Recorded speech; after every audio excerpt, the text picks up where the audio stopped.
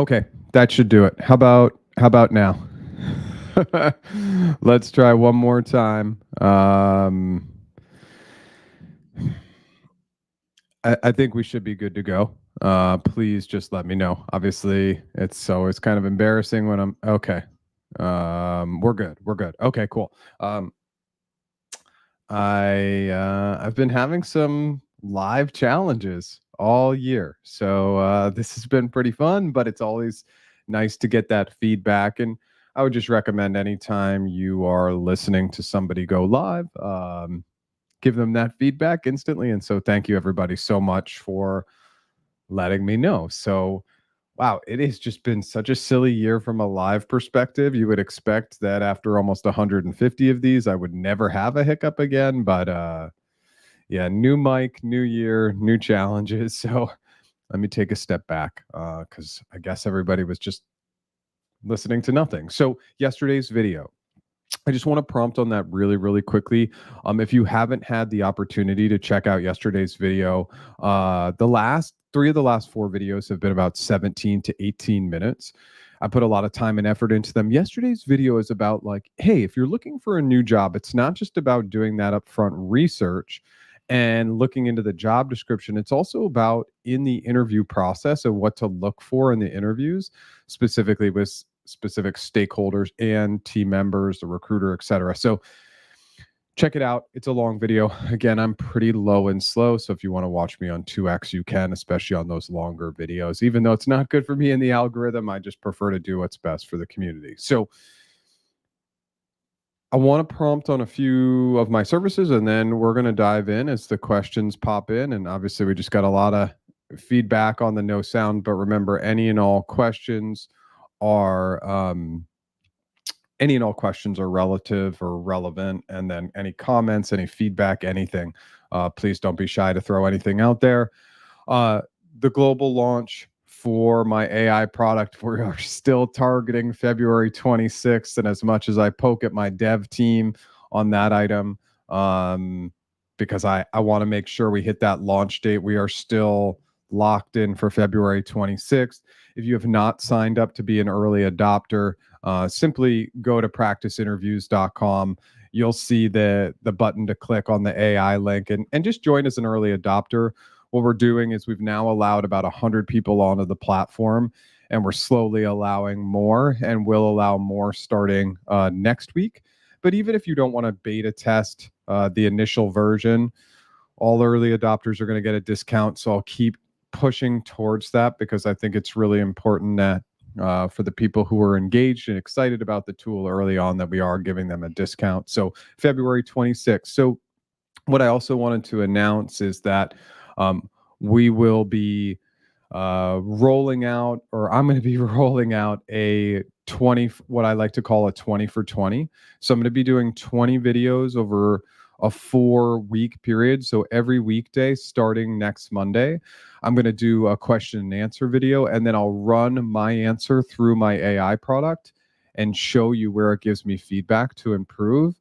And the goal is to really show the value of the tool, but also show the audience what a great answer sounds like. So I've never done 20 original content videos over a 4-week period of time. So we'll see how that goes and how much time that takes. If this is your first time here, my name is Jeff H. Sipe. My business is practiceinterviews.com. I do one-on-one interview, one-on-one negotiation coaching. We have an interview mastery course, and obviously that AI product is coming out soon. If you like what I'm doing today, smash that like button. If you've never subscribed, new original content every Monday, and then live every Tuesday at 9 a.m. Pacific time. And obviously I'm going to be going through and doing that robust amount of videos coming up here soon.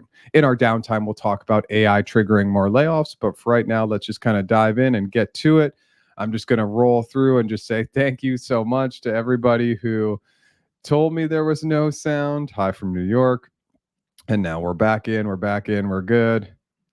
And of course, yeah, I'm just clicking through to just say hi to everybody who's on here, and I appreciate all the comments, and obviously again rolling through. And let's dive in. Hey Jeff, the title paid my attention, and does it mean in general or only big tech companies? The changes that are coming up are going to be every company, but here's what you'll see recently. like, let's talk about the recent Google layoffs, for example. Like, let's just take one segment of the recent Google layoffs.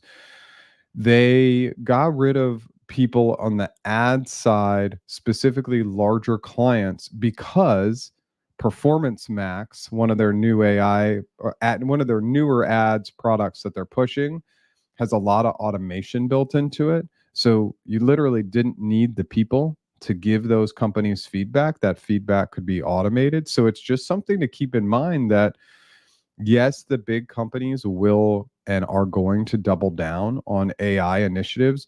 But what those AI initiatives will do is they're going to start to remove people. And so, yeah, of course, big tech may be the first of companies to recognize, like, hey, okay, this is a great opportunity to reduce staff, save money because we're going to put our time and energy and money into these AI products.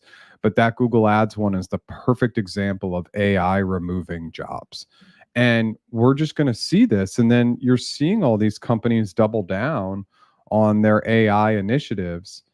That's ultimately going to remove people. And then we just want to keep the pulse. And I know I talk a lot about this in these lives, but my concern is my personal concern, and obviously this is 100% in my opinion, is the lack of seriousness being taken and given to the fact that AI is going to replace a lot of jobs, and it's going to happen really, really quickly. So we're looking at the landscape in the world now and saying, oh, my job's not at risk soon, but the technology is going to evolve so quickly that it's just something I want everybody to be thinking about. And I mean, let's be really honest. That's why I'm creating an AI tool for myself.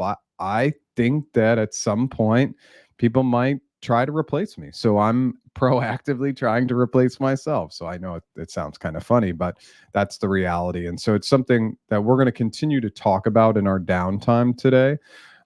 Is we can talk a little bit more about AI triggering more layoffs and just the future state of the job world because of AI. Okay. Had my hiring manager interview for a role at Google.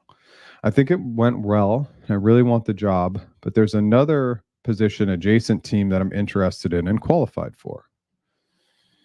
Team one is still my priority, but of course I might not get the position. Should I apply to the job on team two? Niche business, why team's not SWE. Thanks for all your help. Okay, so I just think that applying to other jobs while we're in the interview process can be a little bit of a trigger for our recruiters and may lead them to think that we're not as serious. Then, obviously, if they're not recruiting for that role, you show up in another recruiter's plate, they may not do their due diligence and check you in the system. And now all of a sudden you're speaking to a second recruiter, and I don't know, it just doesn't work great. What you can do is you can work with your current point of contact and say, team one is my number one priority. I came across another role that I think is a fit. You can share the link, bullets for why you think you're a fit, et cetera, and say, are you also working on this role? Because we may want to consider this as well. But really go through your point of contact, applying to another role. It's not my recommendation. I'm obviously not here to stop you from doing that, but focus in on the role you have in front of you and then open up the dialogue. And this is for anybody interviewing at any company who sees a second or third position they're interested in. Talk to your point of contact about it. Get their feedback and advice. I don't recommend just applying to multiple jobs when you're already in the process. Just my recommendation. I hope that helps. Hey, Jeff, how are you? I interviewed last year. Similar position opened. Emailed recruiter. She said she was forward my profile to a new recruiter. If match, I will be contacted. How does this work? Any thoughts? Really common. It's really, really common for recruiters to move around, recruit on different positions, and forward your information on to that other recruiter. Now, of course, if you don't hear back in a timely manner, you can poke your point of contact to say, hey, can you provide me with that other point of contact's information? I just want to follow up. Will they actually do that for you? Maybe, maybe not. But we want to take advantage of having a point of contact, and so we just want to push on that person as much as possible. Because sometimes just because they forward your profile on doesn't mean you'll ever hear anything. So again, we always try to, with graciousness and kindness, go through the person who is a point of contact, because oftentimes it can just be really hard to get a point of contact at any company. So we lean into them as much as possible. Thanks. New mic is good if you hook it up correctly. That's always the advantage of having a good mic. So we'll see how the playback does with 3 minutes of silence. But but one of the challenges of going live, of course. Hey, I have a recruiter screen today for a strategy role at G. Is there a way to tactfully ask about the team's status during layoffs? The jobs is in ad strategy. Probably not. Yeah, I mean, I they're interviewing for this role, or they're bringing you in for this role because they're still seeing a need for the position. So I think it's not that you can't ask, and it's not that we can't ask recruiters about these situations happening in the org. And I guess you could. I mean, now that I'm kind of talking through it, I think you could tactfully do it. But yeah, you may want to just say, "Hey, obviously, I'm really excited about this position, but I've seen some news about the layoffs. Does it appear as though this is a position that could be impacted in the future?"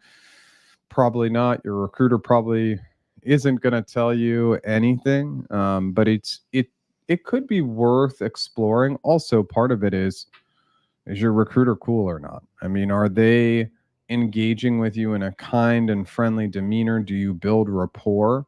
Because I think the question, outside of understanding, like, hey, do we have a could we build a good relationship with this person, is just something to be explored a little bit.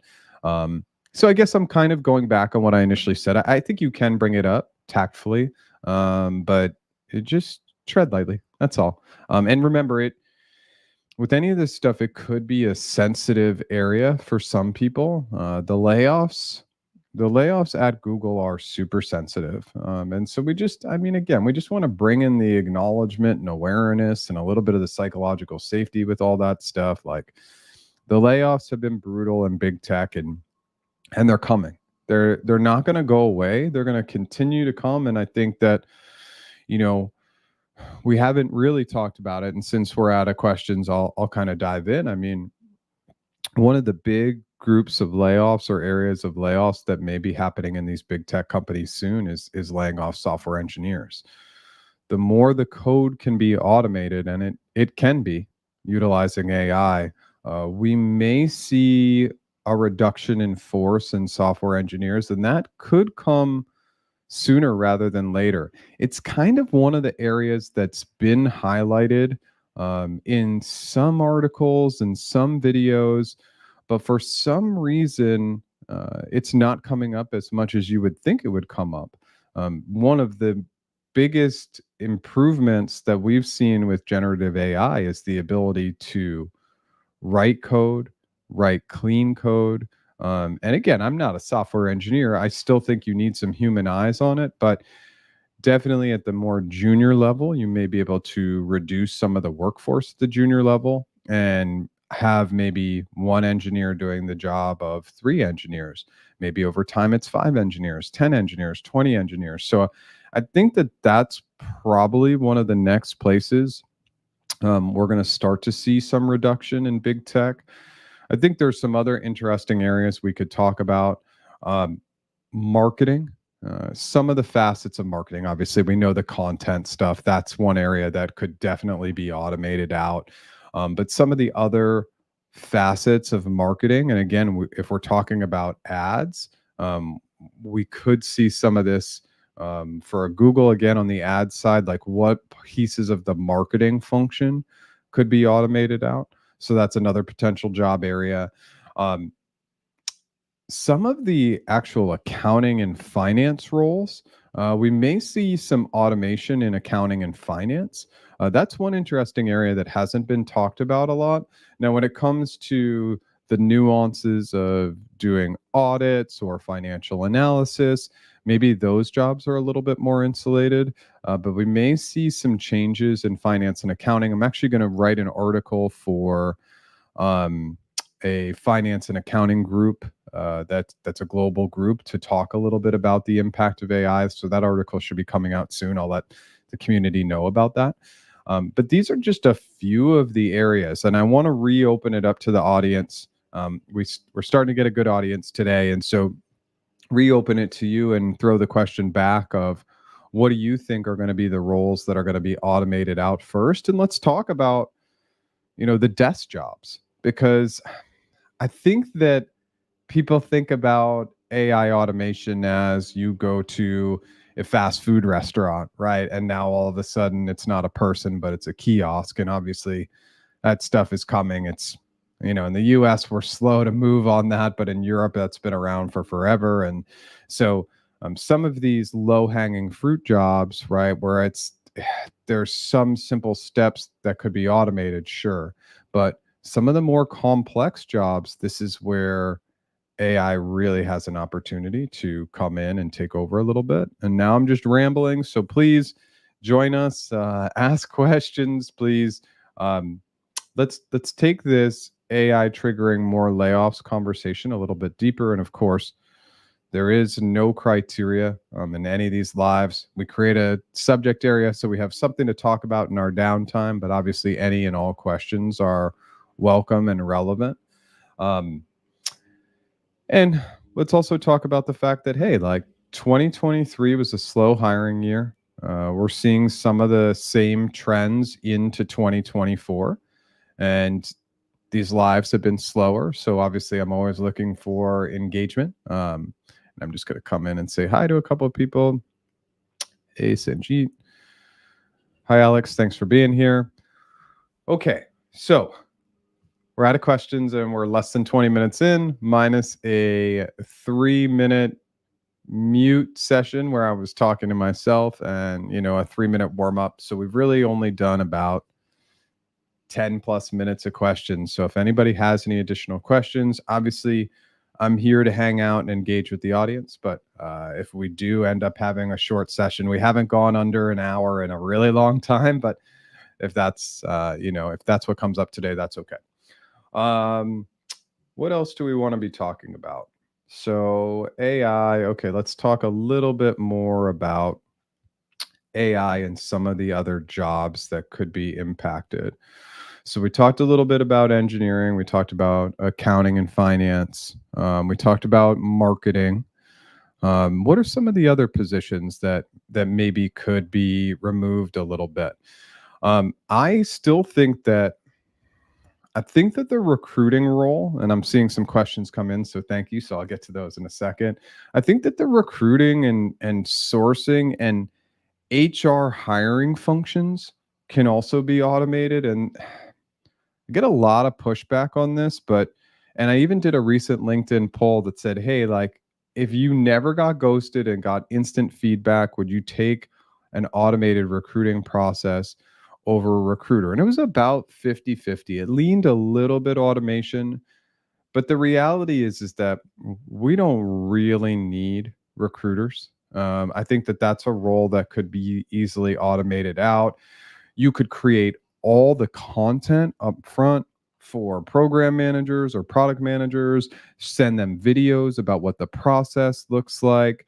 You could utilize a chat bot to automate out any questions coming in from candidates. The response rate would be 100%, and the responsiveness timeline would be within seconds to minutes. So I think that that's a role that's pretty ripe for automation, and it's just going to take a few big companies to take on a tool or a process, and we could see that position go away pretty soon as well. That's another one that I get a lot of pushback and people don't see it, but I see that job going away. All right, let's dive into some more questions. And obviously, as I'm answering these, any additional questions, love any questions coming in. I think that client-facing roles like those in investment banking or private equity may be less susceptible to automation because clients prefer to interact with humans. Thoughts? Yeah, yeah, I 100% agree. So I think that I think, and again, I don't know, but it's a fun conversation.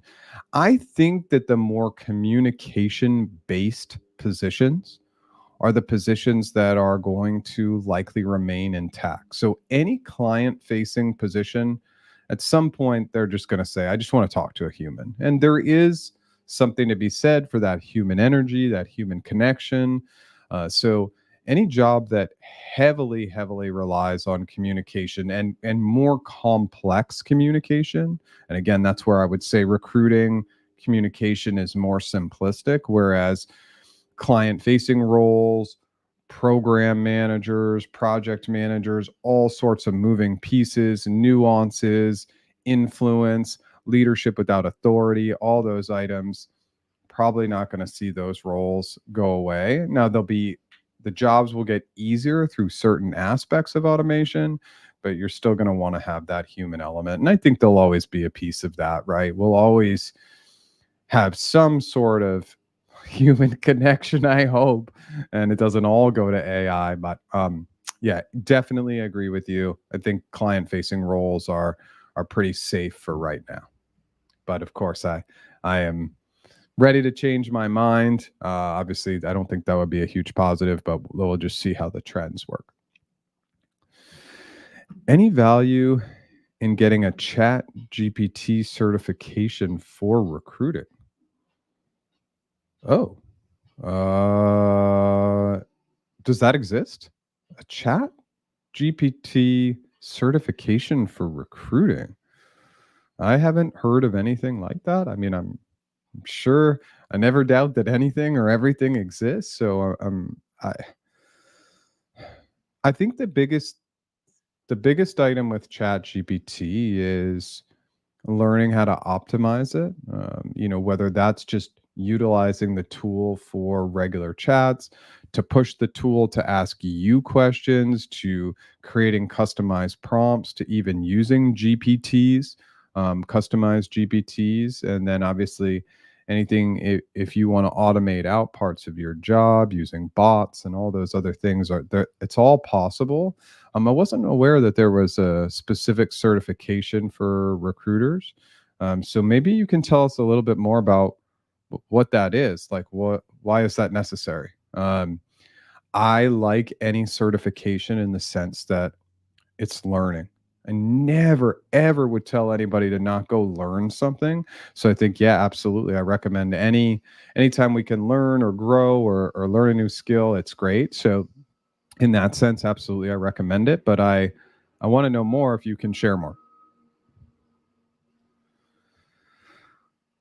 What about a senior software manager developer? How is AI impacting these roles in the ratio? Yeah, I mean, I think that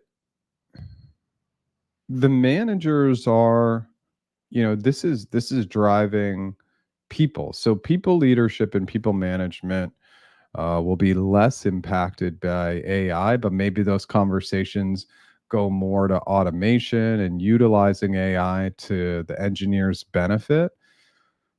There may just be a need for less managers if there are less people.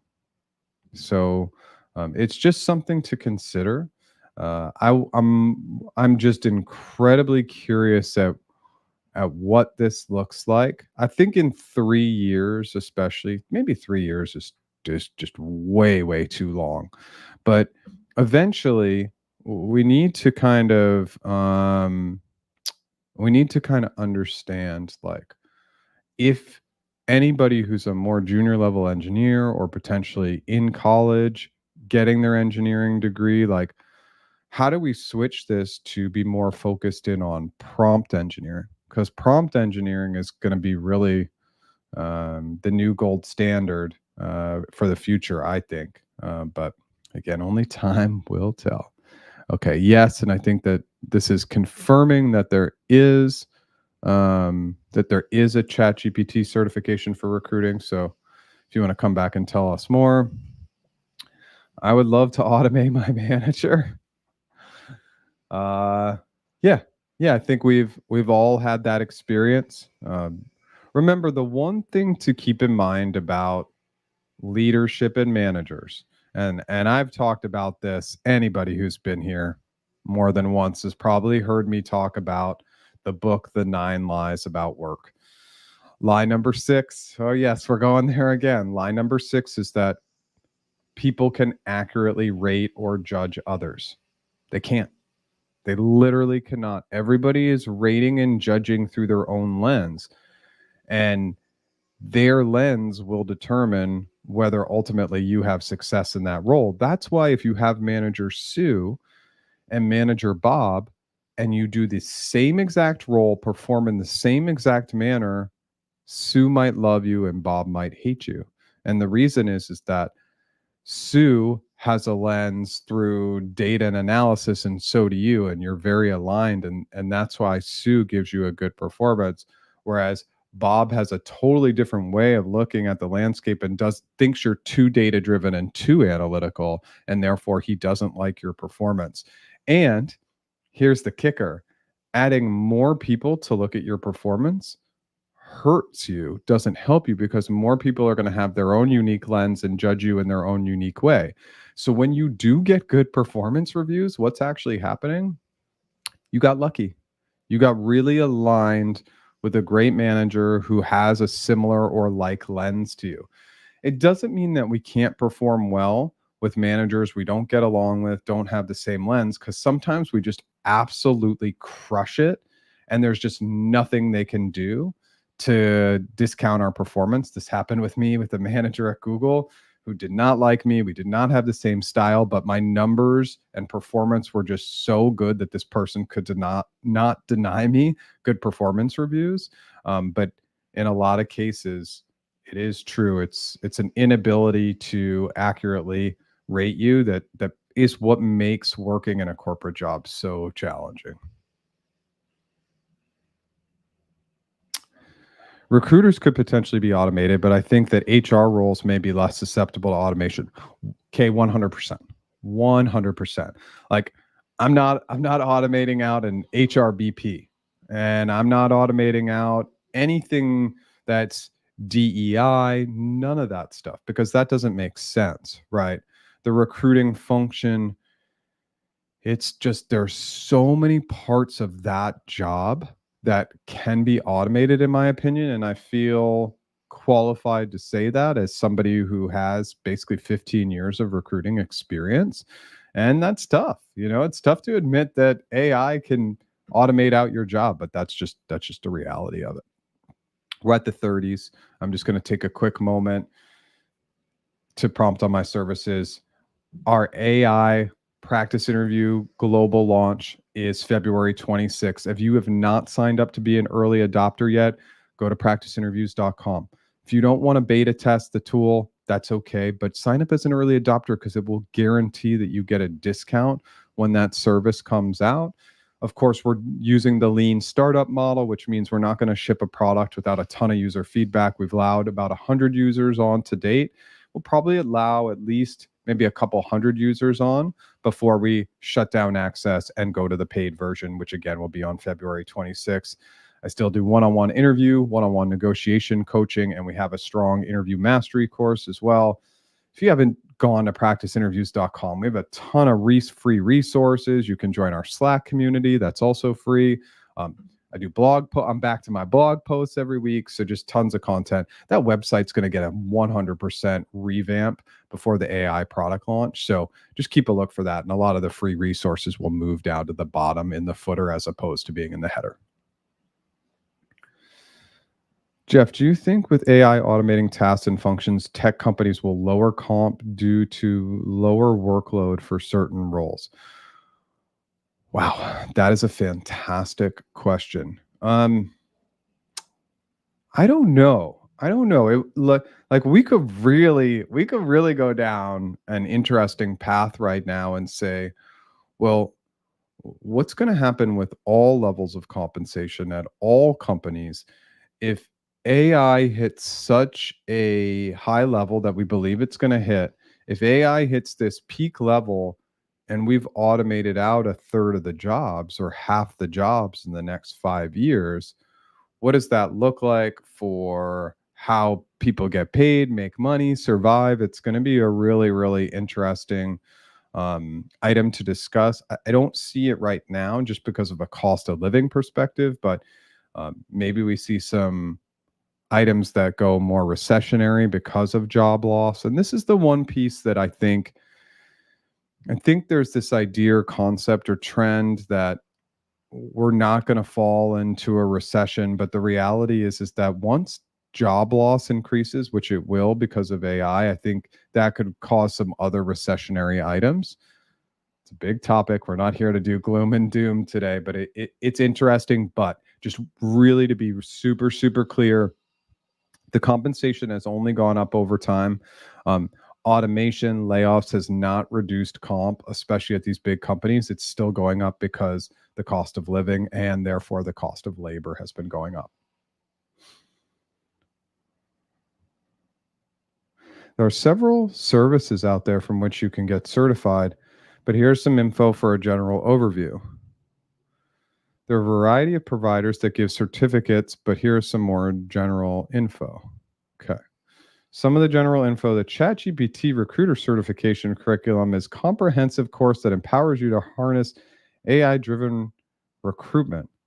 By leveraging ChatGPT, you'll redefine who is the AI who wish to make their hiring techniques.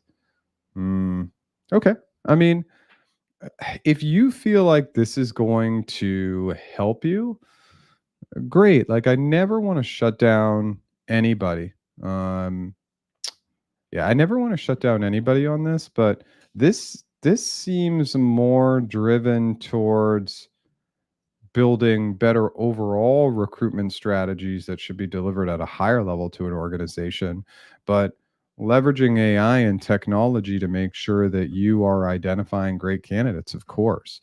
Um, I don't know how much this certification costs, but I would say if it's expensive, not to maybe do it, but if it's, if it's low hanging fruit and again, like relatively affordable, it could be good. And I always just look online. Hey, can I find that for free on YouTube, or can I find it on TikTok or Twitter or some other place where I can maybe get it for free? But interesting nonetheless. Thanks for sharing. Hey, Leon, I think AI will mostly kill entry level jobs. More senior jobs will need to require industry knowledge and expertise that AI might not have just yet. And let's focus in on those last two words, just yet, because it's coming soon. And these are only my opinions, and I'm obviously talking to I'm interacting with the audience, but I'm also talking to myself. But yeah, I think that some of the senior jobs are going to go away too. And I think that entry level jobs are not the only jobs that are at risk. I do think that some of the senior level positions will go away too, because when we flip the coin, I might be able to hire more junior level people because AI can automate out some of the more sophisticated tasks that used to take the more senior level people long periods of time. I'm just trying to flip the coin on that. I think entry level is a little bit more, at risk, but only time will tell, of course.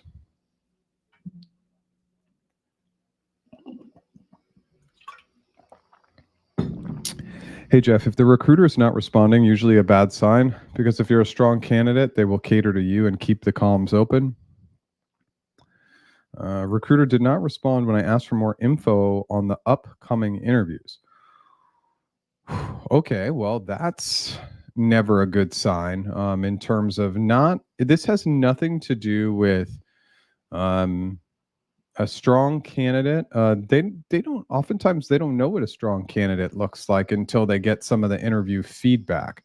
So what steps can you take is if you reached out again, let's go back to this next one. If you reached out and they didn't respond, reach out again. And again, my fake recruiter is usually Jane. So we just say, hey, Jane, like, it'd be really helpful. I'm sure you're extremely busy, but it would be really helpful to get any additional information or data regarding what to expect in the upcoming interviews. I remain excited and enthusiastic about the role, but them not being really responsive pre-interviews doesn't mean that that's not a sign to indicate that you are not one of their ideal candidates. Anytime a recruiter doesn't respond to a message asking for more data and information, I go to the immediate assumption that they're unorganized. They don't have an organized email inbox. And because their inbox is not organized, they're not responding to all candidate inquiries and requests within a 24-hour SLA. Every single candidate who's in process should be responded to in 24 hours or less. There's really no reason for it. It does not mean that that recruiter needs to spend 24/7 in their inbox. It just means that they have to have 20 minutes or 30 minutes or 1 hour of their day mapped out to just responding to any incoming email. And that would allow them to hit that 24-hour SLA. This is why the recruiter job should be automated. No candidate should wait to hear back. And by the way, this piece of the puzzle could have been automated. You're coming in for a specific role at a specific company.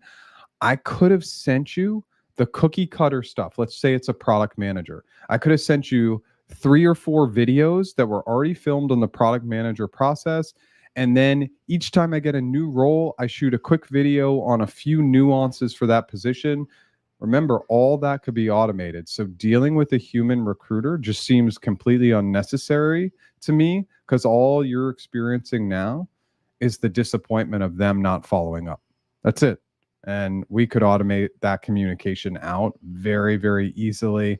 And I think that sometimes candidates feel like recruiters have this information that they can provide, and that's why we don't want to get rid of the role. But in at least 50% of the cases, 75% of the cases, we're not hearing back from our recruiters in a timely manner. And I'm super, super tough on recruiters. If you've ever been here, I am tougher on them than anybody else, because I did the role, I know how to do the role, and I know that so much of this lack of responsiveness, it's an organizational skill issue, and that they weren't trained properly. And yeah, we could go into it for a long period of time, but I don't want you to feel negatively about your candidacy. I want you to still feel positively. Just think, all right, the recruiter's unorganized. Now you should reach back out to them, because they should be telling you more about the process. Obviously, if that doesn't happen, regardless of whether the company moves forward or not, if there's some opportunity to provide feedback, we got to provide that feedback and just say, hey, look, this was really not a great experience because the recruiter was unresponsive. They didn't tell me about the interview process. They did not prepare me. And by the way, that's not great for them, right? Because every candidate is hard to find. And so I want to make sure that I'm setting up all candidates for success. That increases the likelihood that I'll fill the position and I can move on to the next thing, and then I'll be more successful as a recruiter. Whew. I know that was really long-winded, but I hope it helps. Good luck. Hey, Jeff, I've had dozens of interviews over the past few months, and I've only one recruiter give me valuable feedback about why I was not selected. That feedback was super valuable to me. Why do most recruiters ghost me rather than give me any feedback? All right, Dawn, great question. I guess we're going into a little bit of a recruiter bashing session here, which was not the intent, but let's just kind of talk about it high level. One, the piece that nobody tells external candidates and should be introduced right away is the fact that there is a legality item. It sucks. I hate saying it, right? But there is a little bit of legality in giving you very specific feedback that puts the company at risk. That's why most recruiters just don't do it. And when they do it, we just need to be grateful that they were transparent. Of course, what they should be able to do is provide if you didn't hit the minimum qualifications, because that's really not a legality issue, right? So like when I recruited software engineers, and Sue came in for the interview and she couldn't code in Python and the job needed coding in Python, I could say, Sue, your Python skills weren't up to par for this role. I could say that. It was a minimum qualification that Sue was good at coding in Python, right? But for the more gray area stuff, which is a lot of it, They're just not going to provide feedback. The reason why most recruiters ghost people is lack of experience, right? The vast majority of recruiters are extremely junior in their career, and the majority of recruiters are going to stay 1 year or less in a role. Why? It's technically a sales role. And so sales has extremely high turnover, and recruiters fall into that bucket as well. Ghosting, again, I feel like ghosting is an organizational issue, and maybe a little bit of a confidence issue as well.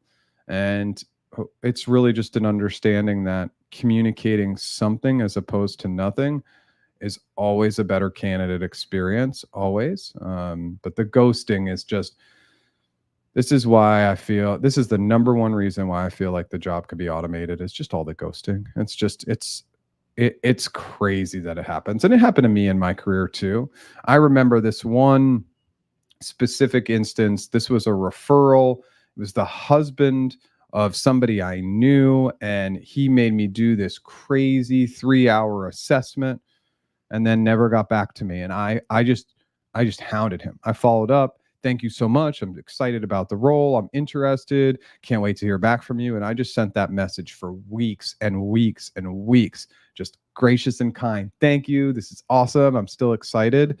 And I did that as a constant reminder to that specific recruiter that they were doing a terrible job, and not just saying, hey, we move forward with others, especially after I had to do like a 2 to 3 hour assessment. I haven't brought up that story in a long time. I haven't thought about that story in a long time, but that was just one specific example. Yeah, but it's the fact that the likelihood that we've been ghosted is high. I mean, that just, again, stuff like that should never happen. One quick additional item. If, for example, and I haven't really seen any company do this, and I'm sure there are some companies that do it, but if we were to really say, okay, in the recruitment process, if we put all of our time and effort and focus into just one thing, and that one thing was candidate experience, everything else would go well in the recruitment process, because the focus was on the candidate, the focus was on the person. So the person would hear back in a timely manner, the interviewers would provide feedback in a timely manner. Even if that candidate didn't get the job, it would enhance their overall experience, leaving better reviews online, better opportunities to refer others, even if they didn't get the job. And ultimately, with a great candidate experience, candidates would end up choosing, if they had a choice, that company because of the great experience. And really, no companies prioritize candidate experience. Not even the elite companies like the Googles and Amazons and Metas of the world. They don't prioritize it. And so, if they did, it would really change the recruitment world. And it's time that happened. I tried to build that business last year without success. I thought that corporations would really see the benefits of candidate experience and some of the other items I was trying to pitch on the corporate side, but it did not work. Again, another long-winded answer. I'm going a little longer, just as we're waiting for additional questions to come in. You're welcome. Good luck. And again, I just strongly recommend that you do send one additional email. Okay, we're 46 minutes in. We had 2 to 3 minutes where I was on mute. No, we lost a little time there. It's a little slow today, and that's okay. Again, for anybody who's been on these lives, we know 2023 and probably 2024 are going to be super sleepy. I also want to be, transparent with the audience that after 5+ years on YouTube and taking on this journey and all the coaching, I've been really fortunate. I've done over 2,500 one-on-one coaching sessions. It's a crazy number. That was basically almost 2 to 3 years of being fully booked with clients on a weekly basis to get to that number. Last year was pretty slow. This year is pretty slow as well. But that some of these lives might end, the YouTube videos might end, and I might put all my focus into my AI tool. We'll just have to see how that goes. But as long as the community is showing up and coming into these lives and engaging with me, I want to do them for as long as I can. I'm really looking to hit that live where we hit like 156 lives, because that would be 3 full years. It would be 3 full years of doing lives, and we're getting pretty close to that number. I think today is live session 143 or 144. So you'd think that I would be pretty comfortable. I feel pretty comfortable in the live sessions, but not having the mic issues that I had today. And I apologize for the hiccup. So I want to just kind of breathe here for a second. Let's see if anybody wants to come in with any additional questions. I think we've tackled a little bit about AI triggering more layoffs. Again, just look to the job descriptions of some of these companies and look at how they're pushing towards more Gen AI roles, and then look at where the layoffs are coming and why the layoffs are coming. And so understanding why that division is going away, and you'll see some AI component, some ability for AI to take over those jobs, or more initiatives that are focused in on AI, and maybe the people in those jobs don't have that skill set. So it's just something to keep a pulse on. How you think AI will transform software engineering? If a lot of our job will be automated, how does the future software engineering role look like? I think, and again, it's a little, I don't know the right word for it, but it's a little like it's out here, because I've never coded before, right? So I just know based on watching videos that the future state of engineering is I believe it's going to be a lot more code, a lot cleaner code. And so I think it's more like checking code review, running it back through systems for optimization opportunities. That's going to be the future state. And again, I don't know if this means that we have less junior level engineers in the future, we have less senior level engineers in the future. But if I had kids and they were in high school, I don't know that I would be recommending that they go to college and get a software engineering degree. Again, I could be completely wrong, but that's just me. And I think that's a bigger conversation of, does higher education make sense with where we're headed in the world? Now, higher education, there's the education component, and then of course there's a social component. And in a lot of senses, that social component will help you grow in your career as much as the educational component. But again, more formal education and layers of education with the state of the world and AI, it's becoming less necessary, in my opinion.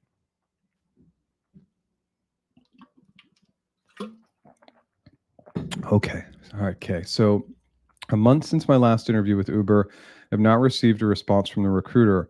Following your advice, I reached out to the hiring manager. The recruiter contacted me the next day. They have done an absolutely terrible job. Kay, can you tell us what's going on? Like, what did the recruiter say after you contacted the hiring manager? Are you still in process? Are you not being considered, to the extent that you want to share? And so let's talk about this a little bit. So I think anybody who may be going through this experience, let me pull this up. So as far as I know, like, Google's the only company where, hey, if you don't hear back from your recruiter for 3 to 4 weeks, you can use this email address to go out, and it goes out to a team overseas, where the team overseas has some access to the recruiter names for roles. They'll reach out to the recruiter on your behalf, and you'll hear back in 24 hours. But for most companies, they don't have that. So for what Kay is going through, my recommendation is to do what Kay did. If a recruiter goes dark on you for 3 to 4 weeks and you hear nothing after the interviews, we got to go to the hiring manager. We go to any interviewers. We go to the sourcer. We go to the receptionist. We go to anybody whose contact info we have, and we poke in a really kind way. Hey, I don't know if I hope my recruiter's okay. I haven't heard back from them. I know sometimes things happen, but I was really just trying to check in on my status. Gracious and kind. It's critical that even as annoyed and frustrated and maybe angry as we are about just the lack of responsiveness, the lack of candidate experience, the lack of care, the lack of putting themselves in our shoes, all those things, we still need to just take that breath and remember it's going to be email or written communication, so we can always write out all of our anger and then scrap it and then write something gracious and kind. If you saw how many LinkedIn posts I did that never get posted because I just need to kind of vent, and then I need to take a step back and find my balance and find that graciousness and kindness. But that's the recommendation. So anybody going through this, just please know that in the process, okay, so let's just take another quick step back. In the process, you should try to data gather information as much as possible. So, um, like for instance, let's say you're interviewing with Sue. At the end of the interview, you ask your questions. You say, "Hey, Sue, one last thing. In case I wanted to email you and follow up, would it be okay if I got your email address? Is that okay? If it's not, totally cool."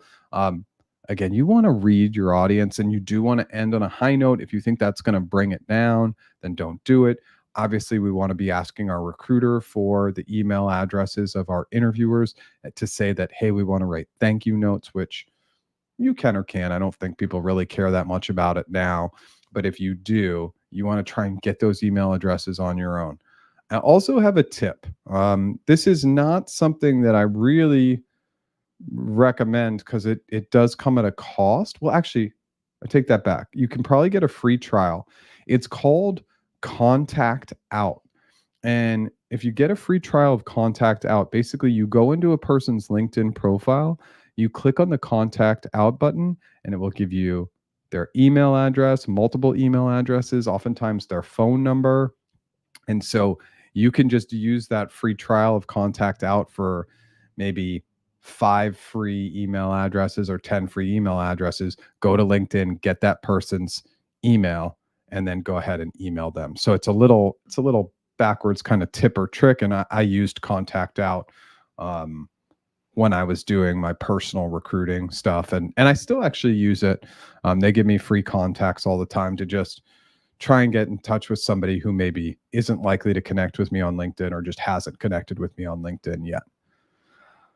Okay, we warmed up a little bit. We're at the 55-minute mark. Here's what I'm going to do. Since we're out of questions, why don't I'll just roll into my outro, and then if any additional questions come up, I'm more than happy to hang out as long as we need to and answer any and all questions. AI practice interview tools launch is on February 26th.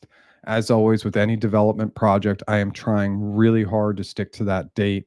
So I am going to be doing 20 days of videos. It's called my 20 for 20.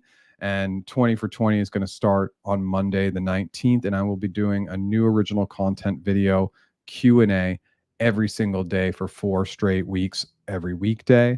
What I'm going to do is I'm going to put in my ideal answer into my AI tool, have it spit out feedback. I'll provide the answer, and then at the end of the video, provide feedback that my AI tool gave.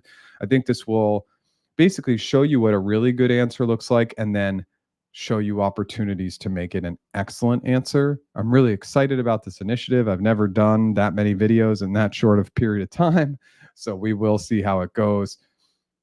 If you sign up as an early adopter for our practice interviews tool, the only thing I can guarantee is you're going to get a discount when we go to our paid launch. We are bringing people into the beta version just because we're doing the lean startup model and trying to get as much user feedback as possible before going live. We don't want to launch something where we haven't heard tons of feedback from tons of users.